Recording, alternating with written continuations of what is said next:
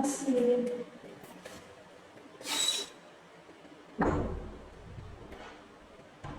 Baik, Mbak mau duduk di sebelah mana? sini aja Mbak. Oke, baik Mas, silakan duduk.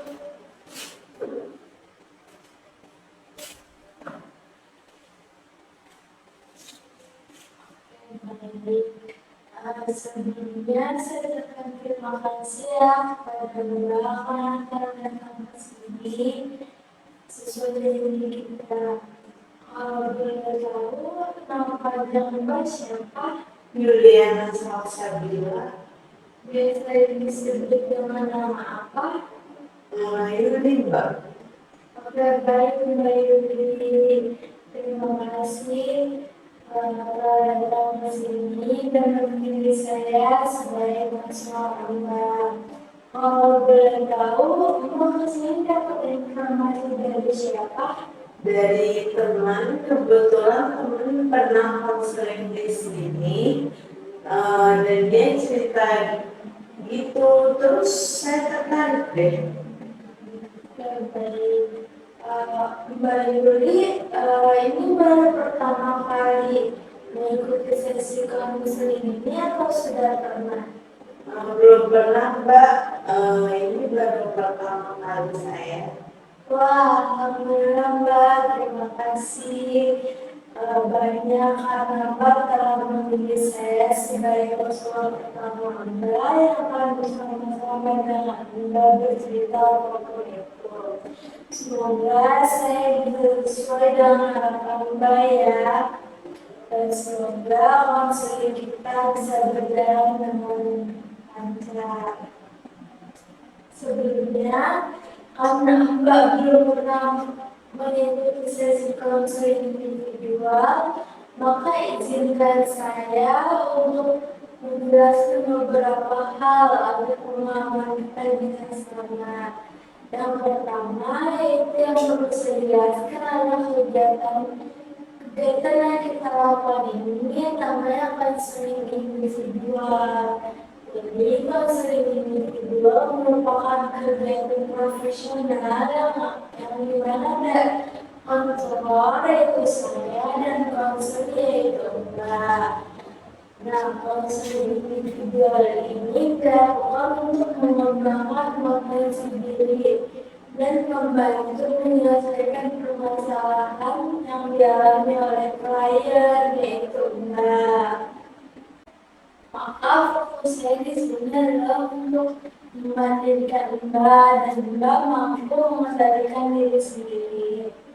Lalu yang kedua yang harus saya jelaskan adalah ada asas-asas yang harus kita taati Mbak selama sesi konseling individual ini.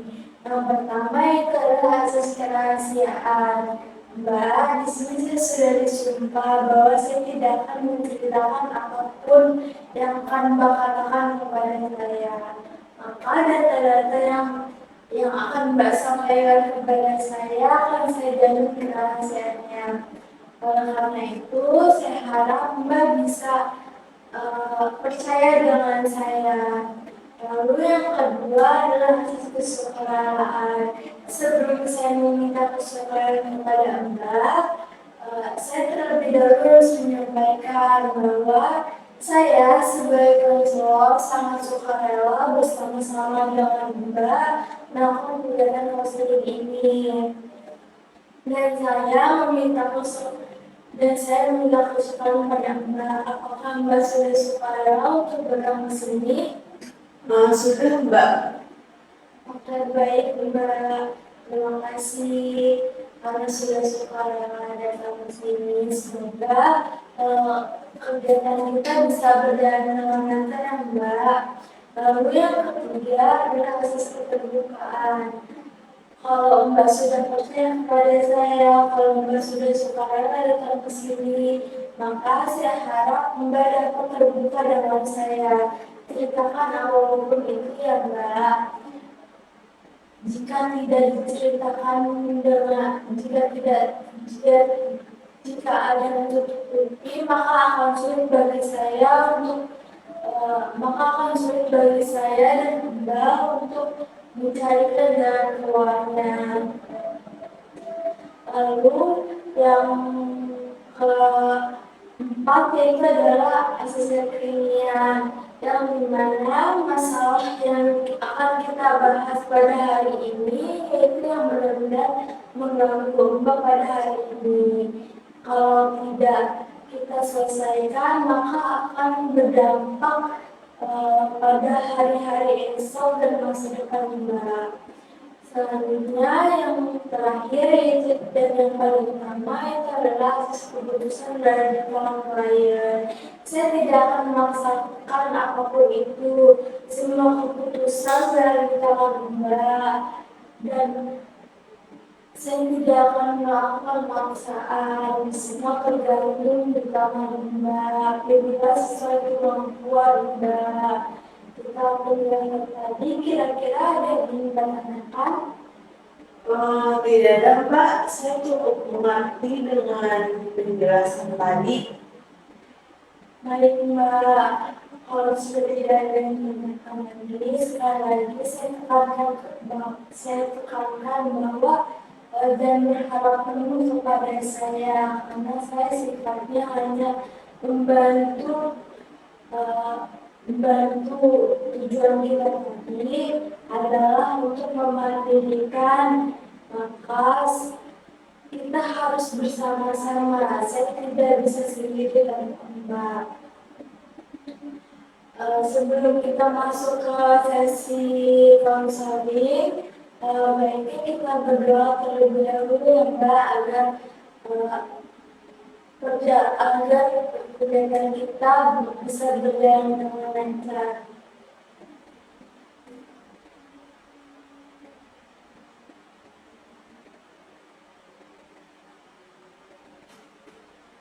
Baik, bisa kita masuk ke sesi konseling ya?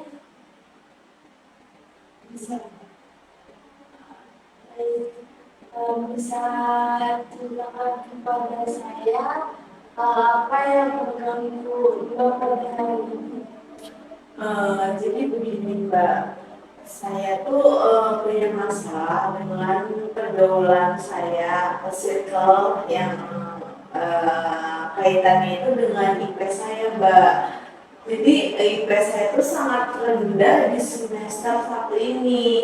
Saya punya 4 teman akrab, tapi Bagaimana Mbak bisa dijelaskan? saya membencinya Mbak. IP saya rendah gara-gara mereka. Sebenarnya saya pengen berhenti berteman dengan mereka, tapi tidak mungkin karena kami sudah berteman cukup lama dan pasti saya akan mengecilkan Mbak. Jadi saya sudah belajar dengan maksimal, tapi belajar saya tuh sering terganggu oleh mereka. Kalau boleh tahu bagaimana keseharian kalian dalam pertemanan?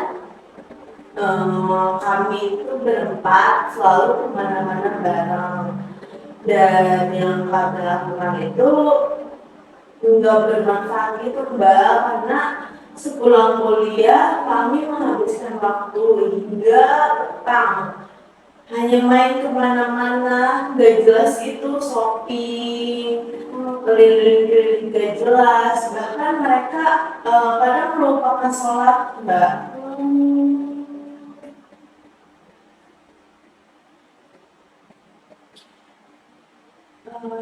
Baik, jadi apakah sudah pernah menegurnya untuk meluruskan pertemanan kalian?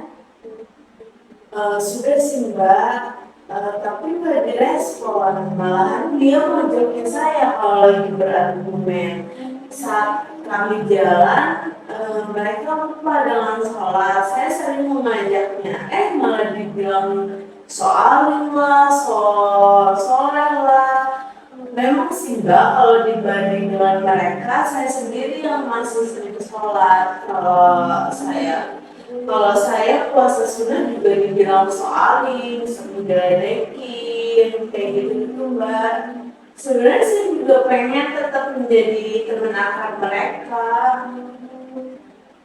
Tadi Mbak bilang kepada saya kalau Mbak ingin berhenti berteman, tetapi sekarang Mbak ingin tetap menjadi teman akrabnya. Iya juga sih Mbak, sepertinya saya tidak bisa mengubah mindset mereka dan saya ingin mendapatkan IP yang maksimal. Jadi Mbak Yuli menjadi pertemuan ini karena banyak dampak negatifnya ya Mbak, termasuk IP. Iya Mbak. Ya begitulah Mbak, sejujurnya Mbak, saya tuh sangat menginginkan pertemanan kami ini merana ke hal yang positif dengan merubah mereka menjadi orang-orang yang berperilaku baik. Apalagi kami sudah berteman itu cukup lama banget ya Mbak. Dan saya bingung dengan kondisi ini jika saya menjauhi mereka itu tidaklah mungkin karena pertemanan ini tetap berlangsung. IP saya pasti akan selalu rendah. Saya benar-benar nggak tahu harus bertindak gimana. Apalagi kami juga satu kelas Mbak. Jadi Mbak Yuli merasa kesal dan kecewa dengan perilaku mereka ya. Tetapi Mbak Yuli tidak tahu harus berbuat apa. Iya Mbak, saya sedih karena semua ini saya selalu menginginkan nilai yang maksimal. Saya merasa terganggu karena sering terpikir masalah ini. Mbak Yuli sedih karena berbagai masalah yang dihadapi yang menghalangi pencapaian nilai yang maksimal. Bener Mbak, beberapa waktu yang lalu juga saya udah coba untuk menghindar dari mereka, tapi malah saya yang nggak punya teman Mbak. Jadi Mbak merasa tidak nyaman jika Mbak tidak mempunyai teman ya.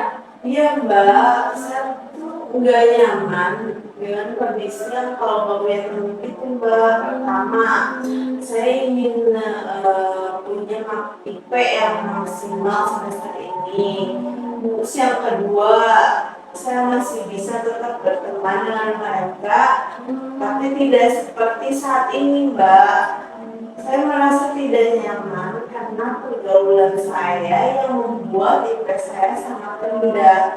Sebenarnya saya ingin kasih tahu ke teman-teman saya agar berubah, tapi tidak maksimal itu Mbak. Saya jarang belajar juga. Tadi Mbak Yuli mengatakan ingin memberitahu kepada teman-teman Mbak, tapi tidak bisa maksimal. Dan juga Mbak Yuli ingin IP Mbak maksimal, tapi Mbak Yuli sendiri juga jarang belajar. Iya juga sih Mbak, tapi apa saya bisa merubah IP menjadi naik dan menurut saya itu berubah juga. Saya ingin merubah semua kondisi ini gara-gara pergaulan IP saya menurun Mbak. Saya kesel. Mbak Yuli merasa marah dengan diri sendiri karena tidak tahu bagaimana cara agar IP naik dan teman-teman juga berubah gitu ya. Benar Bu, saya seharusnya tidak tinggal diam dalam menghadapi masalah ini. Saya juga harus ada tindakan gitu kan Mbak, dan ngelakuin usaha gimana caranya biar IP saya itu maksimal dan bisa kasih tahu mereka itu berubah. Benar Mbak, bagus itu Mbak Yuli.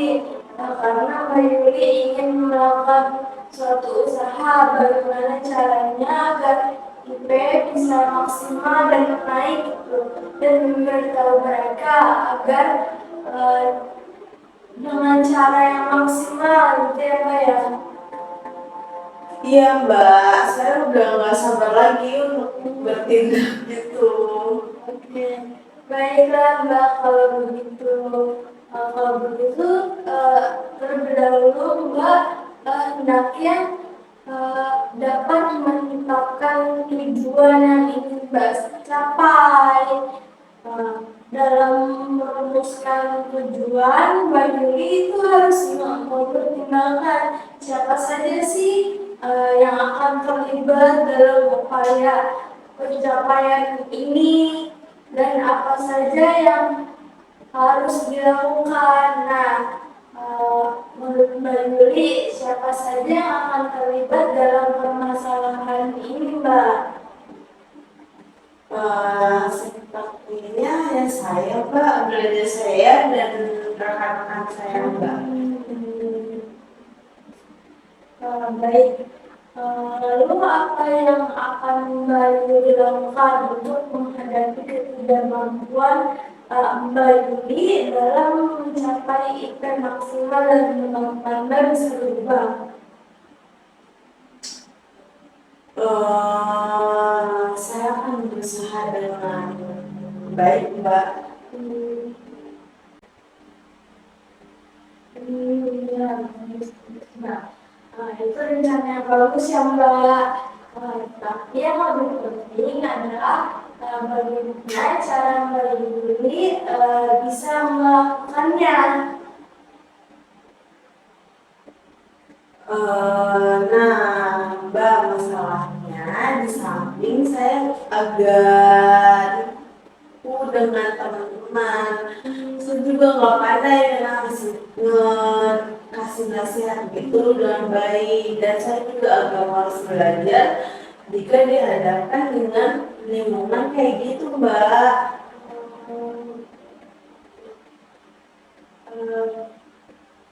Untuk Berdiri merasa kesulitan untuk mengemukakan nasihatnya karena Mbak agak ragu gitu ya. Berarti Mbak Yuli harus menghilangkan rasa ragu itu. Lalu Mbak Yuli juga harus bisa merespon dan menghindarkan diri dari rasa malas karena lingkungan. Untuk menghilangkan rasa rindu itu insya Allah saya bisa. Baik Mbak, bagus sekali. Nah, sekarang Mbak Yuli sudah paham, apakah sekarang Mbak Yuli sudah paham dalam kondisi yang bagaimana untuk menasehati mereka dengan kalimat yang lembut, tapi juga tegas itu, yang akan disampaikan kepada teman-teman agar mereka tuh bisa berubah. Saya akan coba ya Mbak ya, bawanya di tempat yang seenjoy mungkin Mbak.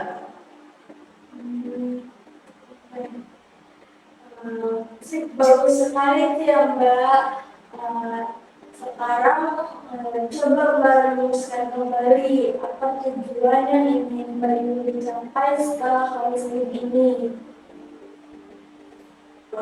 Saya memaksa dulu dengan teman saya untuk memberi nasihat dan tidak tegas dengan itu saya harus merubah mindset mereka dengan cara yang ketegasan tersebut ya Mbak, di tempat yang seenjoy mungkin untuk memperoleh IP yang maksimal.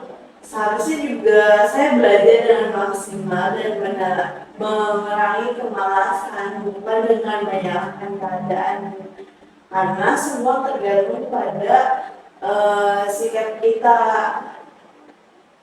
Baik Mbak, bagus sekali.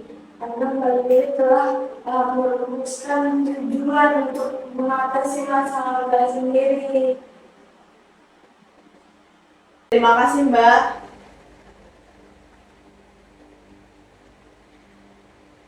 Nah, baik. Sekarang Mbak Yuli menetapkan waktu nih kapan Mbak Yuli mau untuk bertemu dengan teman-teman dan mengobrolinya. Insya Allah minggu depan Mbak. Baik, bagus. Rupanya Mbak Yuli telah mendapatkan jalan keluarnya ya Mbak ya.